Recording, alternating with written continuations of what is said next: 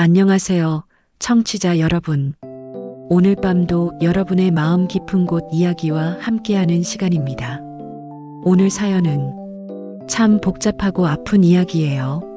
사랑과 배신, 그리고 숨겨진 과거가 뒤엉킨 한 가족의 이야기입니다. 내가 가장 믿었던 친구가 알고 보니 내 남편의 옛 연인이라면, 그것도 단순한 과거가 아니라 더 충격적인 비밀을 감춘 사람이었다면. 자, 그럼 이 사연의 주인공 이야기를 들어볼까요? 사연의 주인공은 40대 초반의 평범한 주부입니다. 남편과는 결혼한 지 8년째 안정적이고 평온한 생활을 이어가고 있었어요. 남편은 작은 회사를 운영하는 사업가로 바쁘긴 하지만 가정적이고 아내를 많이 아껴주는 사람이었습니다. 그리고 이 이야기의 핵심 인물, 바로 친구가 있습니다. 수년 전 동네 모임에서 알게 되어 이제는 없어서는 안 될 절친처럼 지내온 사람이에요. 마지막으로 시어머니, 며느리와 아들의 결혼을 누구보다 든든하게 응원해주는 분이었습니다. 평온한 일상.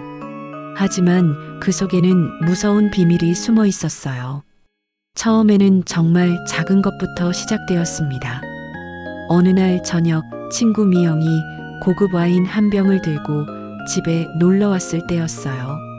평소보다 화사하게 화장하고 새 원피스를 입은 미영을 보며 주인공 지연은 뭔가 특별한 날인가 싶었습니다. 미영 씨, 오늘 뭔가 좋은 일 있었어? 지연이 물었지만 미영은 그냥 기분이 좋다며 웃어넘겼어요. 그때 남편 준호가 예상보다 30분이나 일찍 들어왔습니다. 여보 일찍 왔네. 지연이 반가워하며 말했지만 준호의 시선은 미영에게 고정되어 있었습니다. 안녕하세요, 오빠. 미영이 자연스럽게 인사했어요. 그런데 다음 순간 나온 미영의 말이 지연을 멈칫하게 만들었습니다. 오빠, 회사 일은 어때요? 요즘 신규 프로젝트 때문에 스트레스 받는다고 했는데 오늘은 일찍 끝났나 봐요. 잠깐. 지연은 순간 정신이 번쩍 들었어요. 준호의 신규 프로젝트 이야기는 나도 최근에 들었는데 언제 미영에게 그런 이야기를 했었나? 그것도 준호가 스트레스를 받는다는 디테일한 부분까지. 아, 그래. 정말 힘들어. 그런데 오늘은 회의가 일찍 끝나서 다행이야. 준호가 대답하며 미영을 바라보는 표정에서 지연은 묘한 기시감을 느꼈어요. 마치 오랜 친구 사이처럼 자연스러운 그 분위기가. 저녁을 함께 먹는 동안 지연은 계속 두 사람의 대화를 유심히 들었습니다. 미영은 준호의 취향을 너무 잘 알고 있었어요. 매운 음식을 못 먹는다는 것, 맥주보다는 소주를 좋아한다는 것, 심지어 어떤 안주를 좋아하는지까지. 이상해. 내가 그런 이야기들을 했었나? 아니면 그때 시어머니가 부엌에서 나오시며 말했습니다. 미영아, 우리 며느리가 좋은 친구둬서 정말 다행이야. 시어머니의 표정에는 단순한 호감을 넘어선 뭔가가 있었어요. 마치 미영을 예전부터 알고 있었던 것 같은 그런 친근함이었습니다. 어머님도 항상 건강하세요. 미영이 공손하게 대답했지만 지연은 그 순간 미영의 눈빛에서 스쳐 지나간 복잡한 감정을 놓치지 않았어요. 그날 밤 지연은 잠이 오지 않았습니다. 침대에 누워서 오늘 있었던 일들을 계속 되짚어 봤어요. 미영의 말, 준호의 반응, 시어머니의 태도, 모든 게 평소와는 달랐습니다. 뭔가 잘못됐어. 분명히 뭔가 이상해. 그 후 몇 주 동안 지연은 미영의 행동을 좀 더 주의 깊게 관찰하기 시작했습니다. 그러자 지금까지 대수롭지 않게 넘어갔던 기묘한 일들이 하나씩 떠올랐어요. 화요일 오전 10시 지연의 휴대폰이 울렸습니다. 언니, 지금 뭐해? 미영의 목소리였어요. 집에서 청소하고 있어. 왜? 혹시 오늘 시어머님 병원 모시고 가는 날 아니야? 내가 차로 데려다 줄까? 지연은 깜짝 놀랐습니다. 시어머니 병원 약속은 어제 저녁에 갑자기 잡힌 일이었거든요. 시어머니가 무릎이 아프다고 하셔서 급하게 정형외과 예약을 넣었는데, 내가 그런 이야기 했었나? 내가 착각했나 봐. 미안해. 미영이 어색하게 웃으며 전화를 끊었지만 지연의 의심은 커져만 갔습니다. 목요일에는 더 기가 막힌 일이 일어났어요. 오후 5시경 미영이 갑자기 집 앞에 나타났습니다. 언니, 깜짝 방문. 미영이 밝게 웃으며 말했어요. 오늘 근처에 일이 있어서 왔는데 혹시 저녁 같이 먹을까? 그런데 오빠는 오늘 늦게 들어오시겠네. 야근이라고 하던데? 지연은 등골이 서늘해졌어요. 준호의 야근은 1시간 전에 갑자기 결정된 일이었거든요. 팀장이 긴급 회의를 소집해서 준호가 급하게 전화로 늦는다고 연락한 일이었는데, 이상해. 정말 너무 이상해. 미영이가 어떻게 이런 걸 다 알지? 내가 그런 이야기 했었나? 응? 언니가 아까 문자로. 아니다. 내가 헷갈렸나 봐. 미영이 또다시 애매하게 넘어갔어요. 그날 밤 지연은 준호가 들어오자마자 물어봤습니다. 여보, 미영이한테 연락한 적 있어? 미영이? 왜 갑자기? 연락할 일이 있나? 아니, 그냥 궁금해서. 준호는 별거 아니라는 듯 고개를 저었지만 지연은 뭔가 석연치 않았어요. 그래서 몰래 준호의 휴대폰을 확인해 봤습니다. 하지만 미영과의 문자나 통화 기록은 찾을 수 없었어요. 그럼 어떻게 미영이가 준호 스케줄을 이렇게 정확히 알지? 설마. 오히려 너무 깨끗해서 더 의심스러웠습니다. 요즘 누가 메시지 기록을 이렇게 말끔히 지우나요? 의심이 확신으로 변해가던 그 주말, 운명처럼 결정적인 단서를 발견하게 되었습니다. 토요일 오후 시어머니가 허리가 아프다고 하셔서 지연이 방 정리를 도와드리게 되었어요. 오래된 장롱을 정리하다가 맨 아래 구석진 곳에서 낡은 신발 상자를 발견했습니다. 어머님, 이거는 뭐예요? 시어머니가 돋보기를 쓰고 상자를 보시더니 얼굴이 급작스럽게 굳어졌어요. 그건 옛날 사진들이야. 그냥 버려도 돼. 볼 것도 없어. 하지만 시어머니의 당황한 표정이 오히려 지연의 호기심을 자극했어요. 시어머니가 부엌으로 가신 사이 지연은 살짝 상자를 열어봤습니다. 그리고 그 순간 세상이 멈춰버린 것 같았어요. 상자 맨 위에 있던 사진. 그 속에는 20대 후반쯤으로 보이는 젊은 준호가 환하게 웃고 있었습니다. 그런데 준호 옆에 팔짱을 끼고 서 있는 여자는 미영이야. 분명히 미영이야. 지금보다 10살은 어려 보이는 미영이 준호와 다정하게 포즈를 취하고 있었어요. 둘 다 너무나 행복해 보였고 완전히 연인 사이처럼 보였습니다. 더 충격적인 것은 그 뒤에 서 있는 젊은 시어머니의 표정이었어요.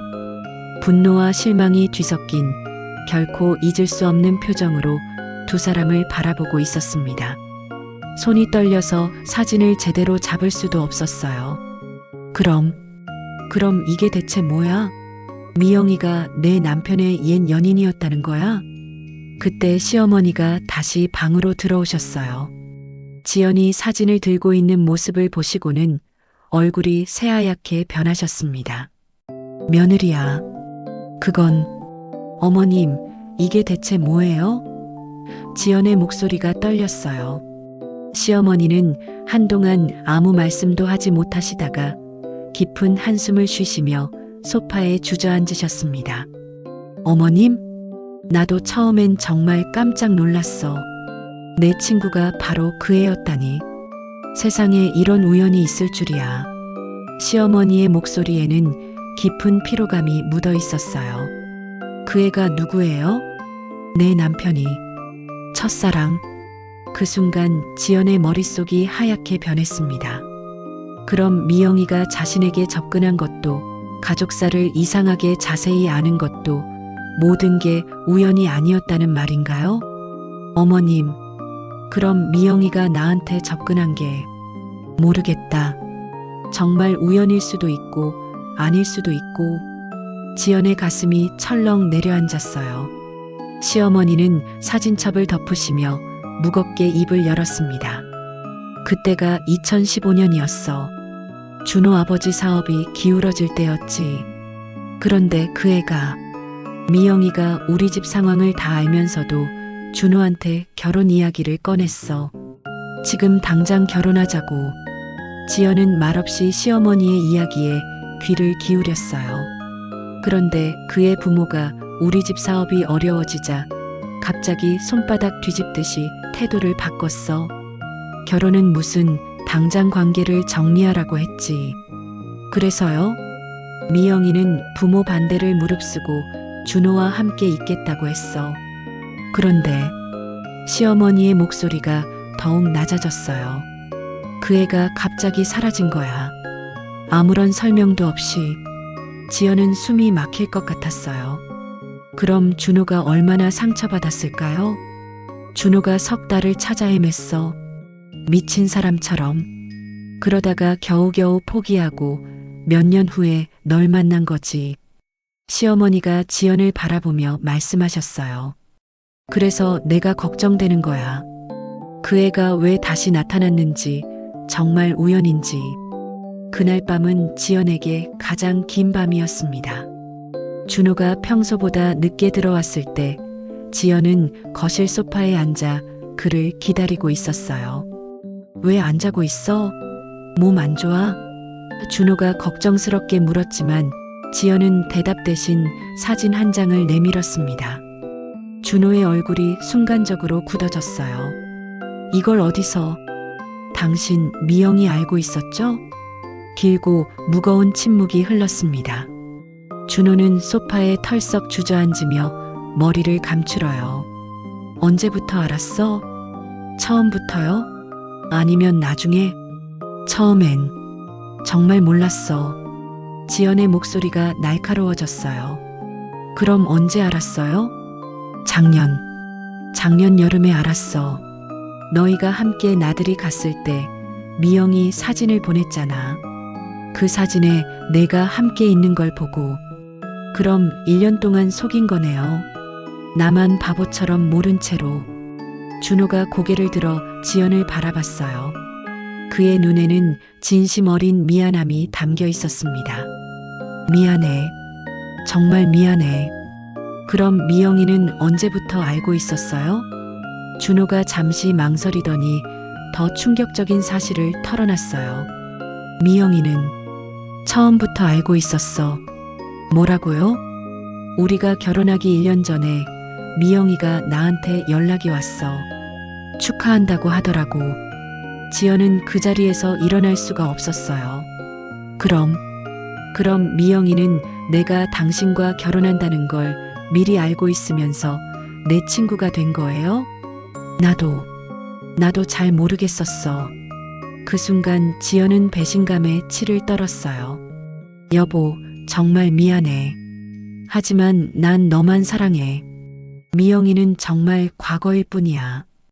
다음 날 일요일, 지연은 미영과 단둘이 만나기로 했습니다. 동네 카페에서 마주 앉은 미영을 보니 이제까지 보지 못했던 표정들이 보였어요. 뭔가 계산적이고 신중한 그런 표정이었습니다. 지연은 미영을 똑바로 바라보며 물었어요. 미영아, 솔직히 대답해줘. 당신이 내 남편이 준호라는 걸 알면서 내 친구가 된 거 맞죠? 미영이 잠시 머뭇거리더니 의외로 담담하게 대답했어요. 맞아요. 왜요? 왜 그런 거짓말을 했어요? 거짓말한 건 아니에요. 정말로 언니와 친구가 되고 싶었거든요. 지연은 이해할 수 없었어요. 옛 연인의 아내와 친구가 되고 싶다고요? 10년 전에 제가 떠난 건 정말 어쩔 수 없었어요. 부모님이 강제로 해외로 보내셨거든요. 제가 원해서 떠난 게 아니에요. 미영의 목소리에 진심이 담겨 있었어요. 그리고 몇 년 후에 한국에 돌아왔을 때 오빠는 이미 언니와 결혼 준비를 하고 있었어요. 그때 정말 죽고 싶었어요. 그럼. 하지만 오빠가 행복해 보였어요. 언니 이야기를 할 때면 정말 사랑스럽게 말하더라고요. 그래서 포기했어요. 정말로. 지연은 미영의 말을 믿어야 할지 몰랐어요. 그런데 우연히 언니를 만나게 됐고, 그래서 생각했어요. 이렇게라도 오빠 곁에 있을 수 있다면 그게 당연하다고 생각해요? 아니에요. 저도 알아요. 이상하다는 거. 하지만 미영이 잠시 멈췄다가 더 충격적인 말을 했어요. 언니, 솔직히 물어볼게요. 준호 오빠가 매주 목요일마다 어디 가는지 정말 몰라요? 지연의 심장이 쿵 내려앉았어요. 목요일? 지연은 입이 바싹 말랐어요. 혹시 언니는 정말 모르시나 하고, 미영의 다음 말이 지연을 더욱 혼란스럽게 만들었어요. 그리고, 언니, 혹시 시어머님이 요즘 이상하다고 생각해 본 적 없어요? 시어머니요? 지연은 미영을 의심스럽게 바라봤어요. 이 모든 게 미영의 계획된 발언인 건 아닐까요? 미영과의 대화 후 지연은 준호의 목요일 행적이 자꾸만 신경 쓰였습니다.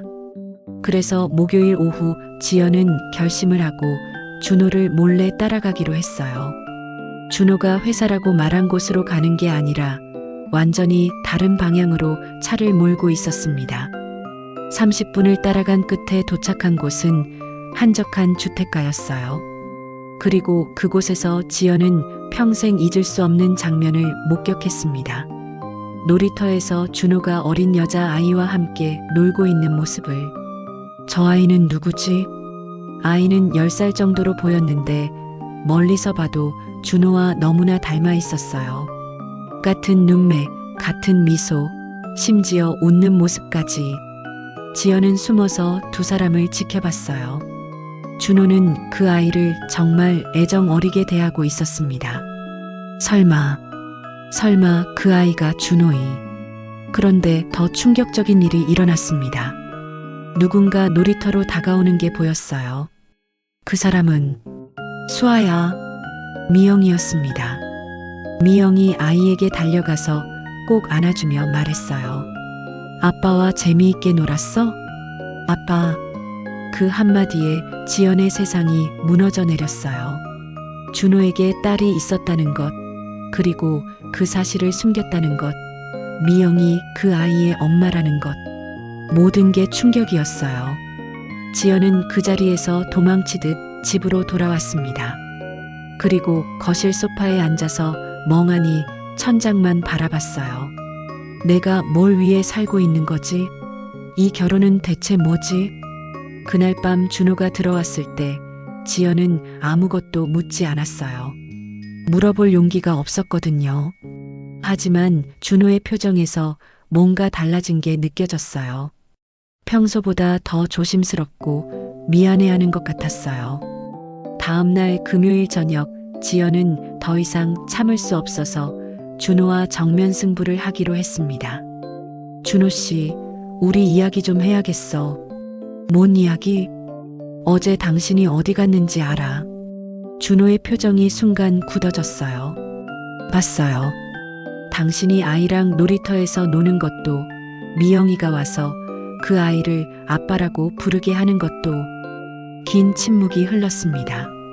준호는 고개를 떨구고 한참을 아무 말도 하지 않았어요. 언제부터였어요? 지연아, 언제부터 딸이 있다는 걸 숨겼어요?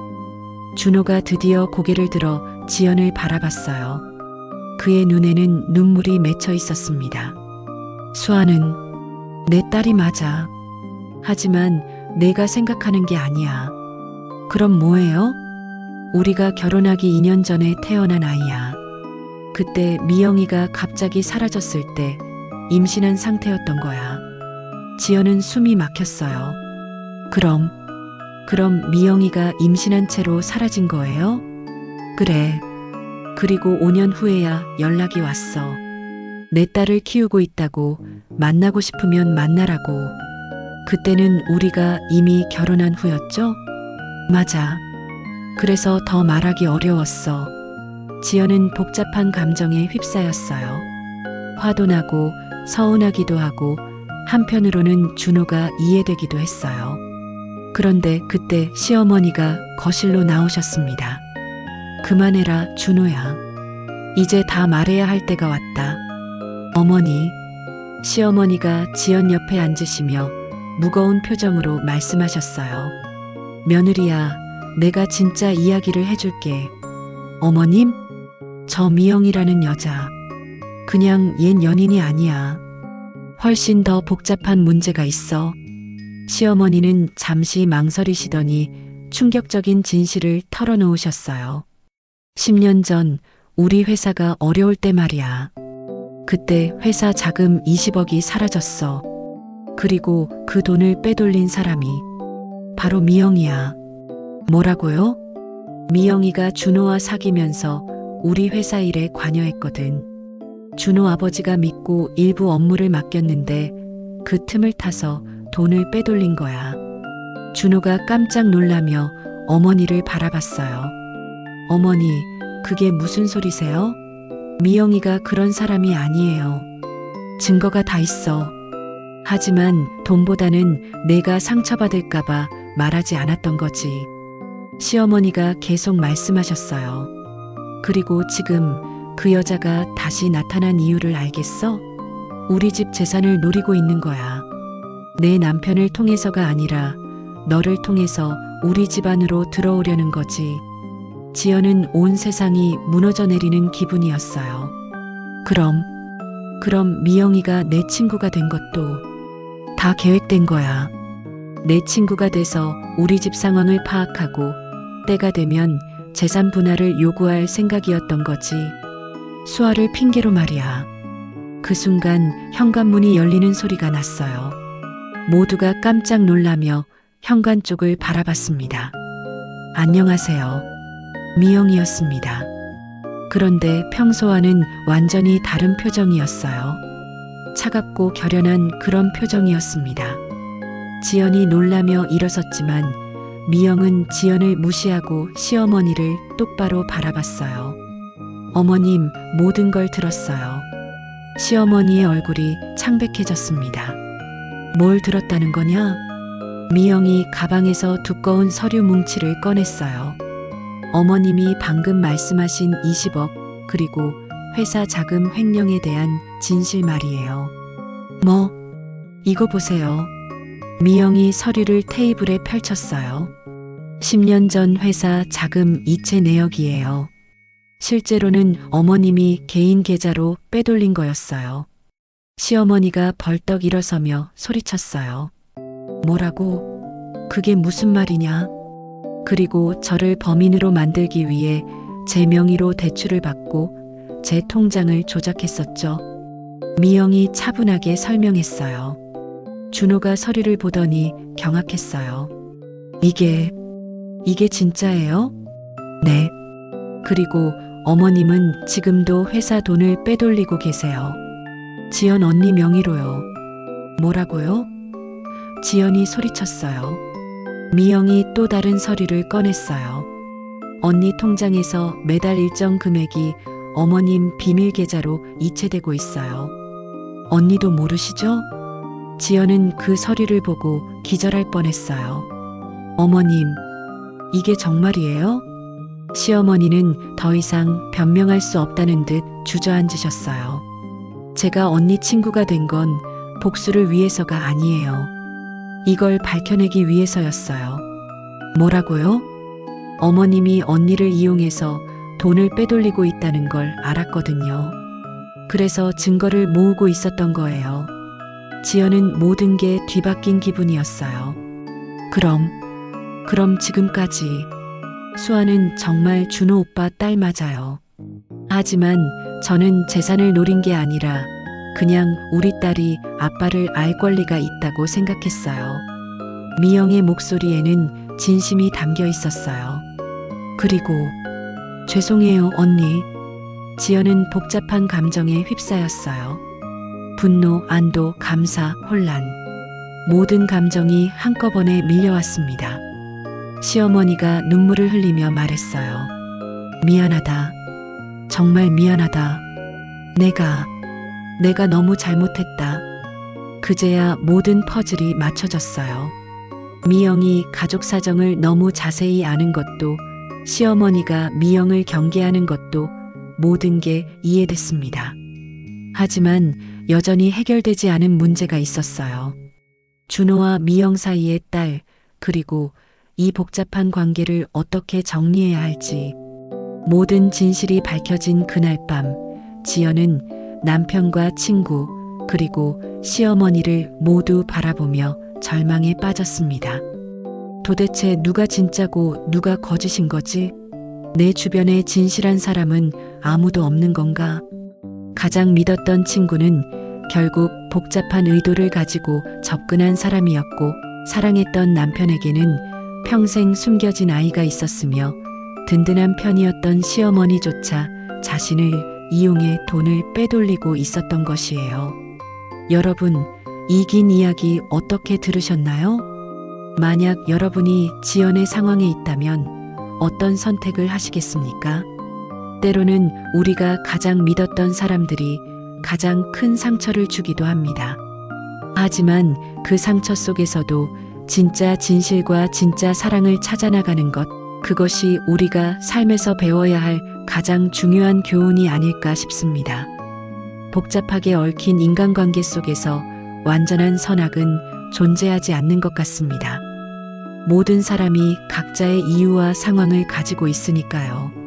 하지만 그 속에서도 진심과 용서를 찾아가는 것, 그것이 우리가 할 수 있는 최선의 선택일지도 모릅니다. 오늘 사연은 여기까지입니다. 여러분의 소중한 의견이 궁금해요. 다음 시간에도 여러분의 마음속 이야기와 함께하겠습니다.